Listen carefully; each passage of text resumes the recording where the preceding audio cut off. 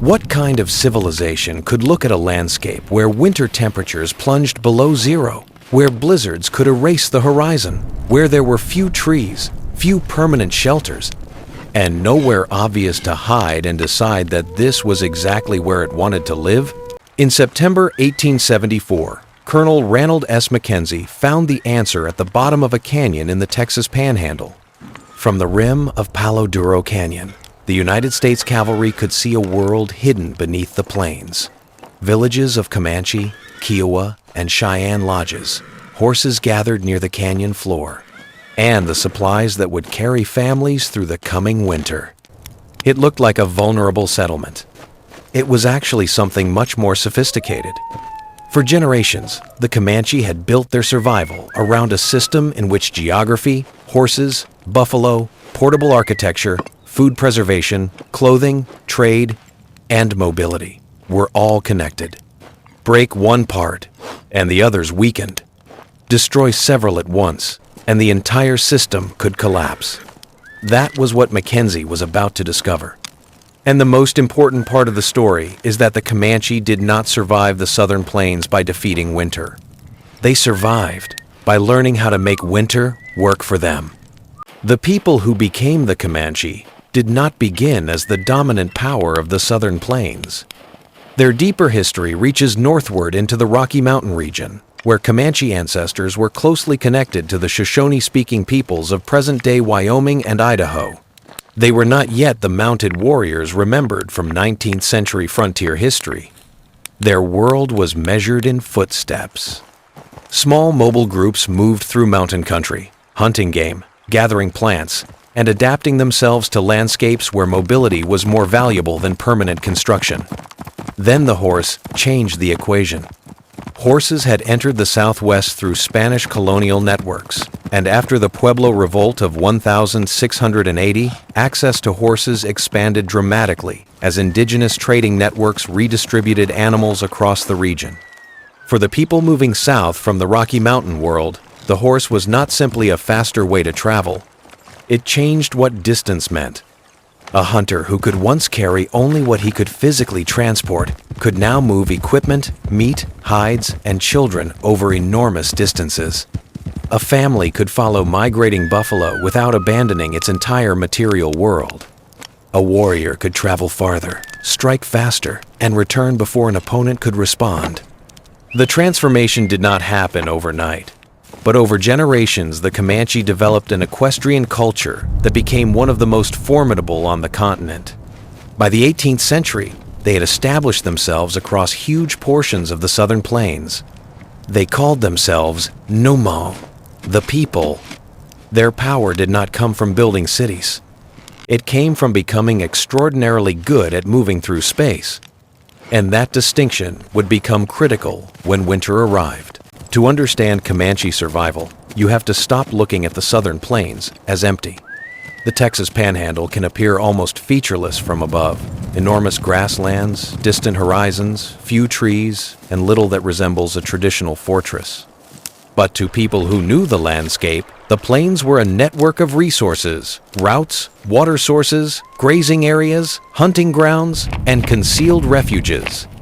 The Llano Estacado could become brutally exposed during winter. Cold air could sweep south from the northern plains with little geographic resistance. Wind could turn relatively ordinary cold into dangerous exposure. A traveler without shelter, firewood, water, food, and knowledge of the terrain could become trapped in conditions that rapidly became life-threatening. The key was not simply staying warm. It was knowing where the landscape changed. Canyons, ravines, river corridors, sheltered grasslands, places where wind was broken and water remained accessible. This is why Palo Duro mattered. The canyon was not merely a place where people happened to camp. Its cliffs created shelter from the open plains above. Water, vegetation, game, and protected terrain made it an ideal seasonal refuge. The same landscape that looked exposed from a cavalry map could look completely different to someone who had lived there for generations. The Comanche understood something the army increasingly learned the hard way. On the plains, Geography was infrastructure. And once winter approached, that infrastructure became more valuable than any permanent building. The tepee is often reduced to an image: a cone of poles, a hide covering, a fire in the center. But that description misses the engineering problem it solved. A permanent house can be made heavy. A mobile shelter cannot. Every pound must eventually be transported. Every component has to perform more than one function. The Plains tepee was therefore a remarkable compromise between shelter, ventilation, heat, mobility, and speed of assembly. The poles created the structural frame. The hide cover blocked wind and precipitation while allowing the occupants to control airflow. The central fire supplied heat. The opening at the top allowed smoke to escape when the flaps and airflow were properly managed. And the conical form gave the wind fewer flat surfaces to attack. Inside, buffalo robes provided bedding and insulation. The floor could be layered with organic material and hides. Families could arrange themselves around the central heat source, transforming a small shelter into a warm social and working space. This was not a building designed to defeat nature by creating a sealed bubble. It was designed to cooperate with airflow. The occupants could adjust the shelter as conditions changed. Too much smoke? Change the airflow. Wind shifting? Adjust the upper flaps. Need to move? Take it apart. That last feature may have been the most important of all. The Comanche did not have to choose between mobility and shelter. Their shelter was part of their mobility. And that meant a winter camp could exist without becoming a permanent target. But shelter was only one layer. A warm tepee without food was still a trap. And that brings us to the animal at the center of almost everything. For the Comanche, the buffalo was not simply an animal hunted for meat. It was an entire material system. Meat became food. Hide became clothing, bedding, containers, shields, and shelter. Sinew became cordage and sewing material. Bone became tools. Fat became calories and a critical ingredient in preservation. Even parts that European observers might have considered waste could be transformed into useful materials or fuel. The importance of buffalo becomes clearer when you imagine a southern plains winter without modern supply chains. There was no grocery store, no railroad delivering flour, no refrigerated truck, no warehouse stocked with canned food. The winter food supply had to be created before winter closed the landscape. That meant hunting during productive seasons, processing large quantities of meat, drying it, rendering fat, storing it, and protecting the finished food from moisture and contamination. Pemmican was particularly valuable because it concentrated energy into a portable form. Dried meat was reduced and combined with rendered fat, sometimes with berries or other ingredients, producing a dense food that could be transported and stored. The genius was not merely the recipe. It was the compression of an entire food system into something that could travel with a family. A pound of preserved food could be worth more than a much larger quantity of fresh meat because the water had already been removed. That meant less weight, less spoilage, less dependence on daily hunting. And during a blizzard, that difference could become the difference between waiting safely inside a lodge and being forced into a desperate search for food. But even a large food reserve has a weakness. It cannot hunt itself. For that, the Comanche needed horses. The Comanche relationship with horses was extraordinary. The horse multiplied mobility. It expanded hunting range. It carried equipment. It transported hides and meat. It made long-distance trade possible. And it transformed warfare. But there was another function that is easy to overlook. The horse connected one winter to the next. A healthy herd meant hunters could reach buffalo efficiently when the herds moved. Successful hunts meant meat and fat. Meat and fat became preserved winter food. Winter survival allowed families and horses to reach the next spring. The cycle then began again. That means the horse was not simply transportation. It was part of the food production system. The Comanche also used horses as stores of wealth, trading animals across the plains and using them to acquire other goods. Their large herds reflected both economic power and social status. The Smithsonian notes that horses remained deeply important to Comanche culture and that traditional Comanche society became renowned for exceptional horsemanship. This created an extraordinary paradox. The plains were dangerous because survival depended on mobility. But mobility itself depended on animals that needed food and water. So the Comanche had to manage not only human survival, but an entire moving livestock economy. Grass fed the horses. Horses reached the buffalo. Buffalo fed the people. Buffalo hides created shelter and clothing. Shelter protected people through winter. And winter survival preserved the people who would rebuild the system the following year. It was an ecosystem turned into an economy. And then, in the 19th century, that ecosystem began to break apart. By the middle of the 19th century, the Comanche faced a problem that could not be solved with better horsemanship. The plains were changing. Disease had already caused catastrophic losses among indigenous communities. The buffalo herds were being reduced at an accelerating rate. Commercial hunters entered the plains in increasing numbers, killing bison on a scale that undermined the subsistence economy on which Comanche independence depended. Settlers and military posts expanded. Trade patterns changed.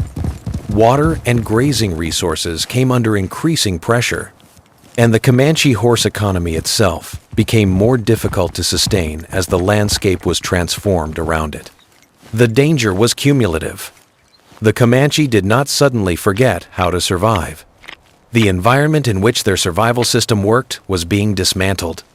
Then came 1874. The Second Battle of Adobe Walls demonstrated that the remaining buffalo hunting world was under enormous pressure. The Red River War followed as U.S. military forces converged on the southern plains in a coordinated campaign. The strategy was increasingly clear. Do not simply fight warriors. Destroy the infrastructure that makes resistance possible. Burn camps. Capture horses. Destroy food. Drive people away from the buffalo. Cut the connection between mobility and subsistence. The army was no longer fighting only against people. It was attacking a system. And that brings us back to the canyon, the 28th of September, 1874. Mackenzie's force reached the rim of Palo Duro Canyon with the help of scouts, including Tonkawa guides. Below was the seasonal camp. Comanche, Kiowa, and Cheyenne families had gathered in the canyon's protection. The canyon had done its job for generations. Now, it became a trap. The cavalry descended a narrow route toward the canyon floor. The element of surprise was imperfect. Red Warbonnet discovered the approaching soldiers and warned the camp, giving many people time to escape. The battle itself was surprisingly limited in terms of casualties. That is what makes the event so important. Mackenzie had not come primarily to kill people. He came to destroy the means by which they could remain independent. The soldiers destroyed the lodges. They destroyed provisions. They captured a vast horse herd. Historical records differ in how the numbers are presented, but the Texas State Historical Association records more than 1,400 horses captured, with most subsequently killed after some were distributed to scouts. The 4th Cavalry record gives a total of 1,424 horses and mules, with 1,048 slaughtered. That decision was devastating. A horse could be replaced, but thousands of trained animals could not be replaced before winter. A tepee could be rebuilt, but not if the family had lost its horses, food, and buffalo-based material stores simultaneously. The canyon itself remained. The cliffs remained. The river remained, but the system inside the canyon had been dismantled, and the timing could hardly have been worse. Winter was coming. Imagine the southern plains in late autumn. The wind is rising. The grass is drying. The temperature is falling. Now remove the horse. Remove the teepee. Remove the stored food. Remove the buffalo herds that once supplied the entire economy. This was the real consequence of Palo Duro. Not simply defeat in battle. Loss of options. Some Comanche bands continued to resist and survive in scattered groups, but the strategic environment had changed beyond recognition. Others surrendered and entered the reservation system. The Quahati Comanches, led by figures including Quanah Parker, held out longer. Eventually, even they could not sustain the old way of life under the combined pressure of military force, shrinking resources, and the destruction of the buffalo-based economy. The Comanche had spent generations perfecting a system built around freedom of movement. The campaign of 1874-75 attacked movement itself. The U.S. government and army understood that if the Comanche could no longer move freely, hunt buffalo, maintain horses, and establish seasonal camps, then their independence could not continue. This is why Palo Duro is more significant than a conventional battle. It demonstrates a brutal truth about human survival. A civilization does not always collapse when its people are defeated. Sometimes it collapses when the connections between its survival systems are severed. Today, Palo Duro Canyon still looks enormous. The cliffs still rise above the canyon floor. The river still moves through the landscape. Juniper still grows along the slopes. The wind still crosses the Texas Panhandle. But the winter camps are gone. The horses that once filled the canyon are gone. The buffalo economy that supported them is gone. And the people who built their lives around this landscape were forced into a radically different political and economic world.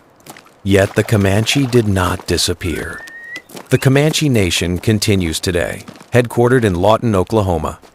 Their language and cultural preservation efforts continue, and their traditional relationship with horses remains an important part of their heritage. That matters, because the final lesson of this story is not that a military campaign defeated a people. It is that a people had created something extraordinary before that campaign ever arrived. They looked at a landscape that outsiders considered brutally inhospitable and learned its hidden advantages. They understood that a canyon could function as a fortress without walls. That buffalo could become food, clothing, shelter, tools, fuel, and trade. That a horse could become transportation, wealth, hunting technology, and the link between one year's survival and the next. That a teepee could provide warmth without sacrificing mobility. And that survival did not require conquering the landscape. It required understanding it.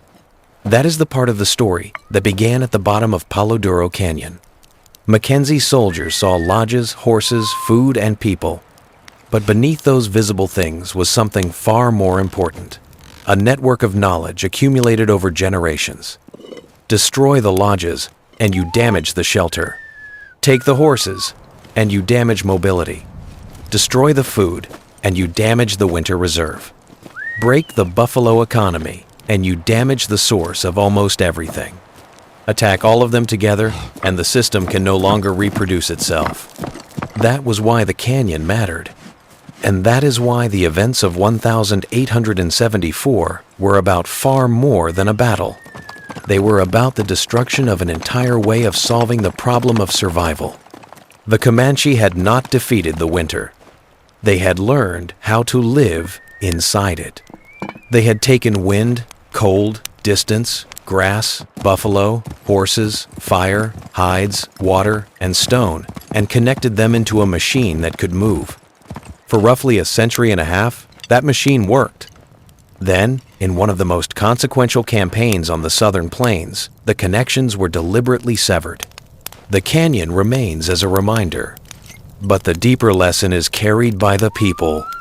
The knowledge that a hostile landscape is not always an enemy. Sometimes it is a map. Sometimes it is a shield. And sometimes, if you understand it well enough, the very environment that seems capable of killing you becomes the thing that keeps you alive. If stories like this make you look at the past differently, stay with dark origins. Because history is often remembered through battles, weapons, and famous names. But sometimes, the most remarkable story is hidden somewhere quieter. Inside a shelter, inside a food store, beneath a horse herd, or at the bottom of a canyon. And sometimes, the difference between surviving the impossible and disappearing into it is simply knowing where to look.